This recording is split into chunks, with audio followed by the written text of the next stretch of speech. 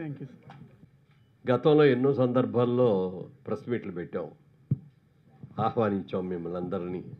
మీరందరూ వచ్చేవారు, మా వార్తలు చక్కగా రాసేవారు, మంచి పబ్లిసిటీ ఇచ్చేవారు.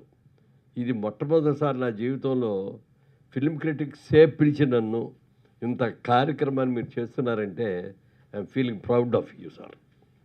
ఎందుకంటే మొదటి నుంచి కూడా ఫిల్మ్ ఇండస్ట్రీకి ఫిల్మ్ క్రిటిక్స్కి చాలా అనుబంధాలు ఉంటాయి, కొంత అనుబంధాలు ఉంటాయి.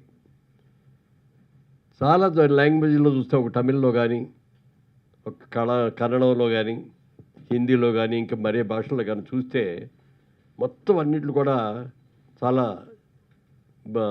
ఎల్లో జర్నలిజం అనేది ఎక్కువగా ఉంటుంది అక్కడ. కానీ మన తెలుగు ఇండస్ట్రీలో నేను గర్వంగా చెప్తానండి, ఇప్పుడు కూడా ఎల్లో జర్నలిజం అనేది లేనిది ఏదైనా ఉంది అంటే మన తెలుగు ఇండస్ట్రీలోనే. తర్వాత పాత్రికేయ మిత్రులు, నిర్మాతలు కానీ, నటీనటులు కానీ, సాంకేతికులు కానీ అందరూ కూడా ఒక ఫ్రెండ్స్ లాగా ఉంటారు తప్ప నిన్నది పెద్ద హీరోని అని చెప్పి పోజులు పెట్టడం ఎవరు ఉండరు. అందరూ కూడా యాక్టివ్గా ఉంటారు, అందరూ సరదాగా ఉంటారు. ఎవరైనా ఏదన్నా సలహా చెప్తే ఆ సలహా కూడా తీసుకుంటారు. చిరంజీవి గారు ఒకసారి అన్నారు ఒక మాట, చెడు ఉంటే మంచిని మైక్లో చెప్పండి, చెడుని చెవులో చెప్పండి అని. అట్లా ఒకవేళ ఏదన్నా మేము చేసిన వాటిలో ఏదైనా పొరపాట్లు కానీ, తప్పులు కానీ ఉన్నాయని ఫీల్ అయిన రోజున మీరు వచ్చి రహస్యంగా మాకు చెప్పారు తప్ప ఏ రోజున ఎవరి గురించి కూడా బ్యాడ్గా పేపర్లో రాయలే. అందుకని ముఖ్యంగా మీ అందరికీ కూడా నేను గర్వంగా చెప్పుకుంటూ, ఈ కార్యక్రమానికి నాకు చాలా ఆనందంగా ఉంది.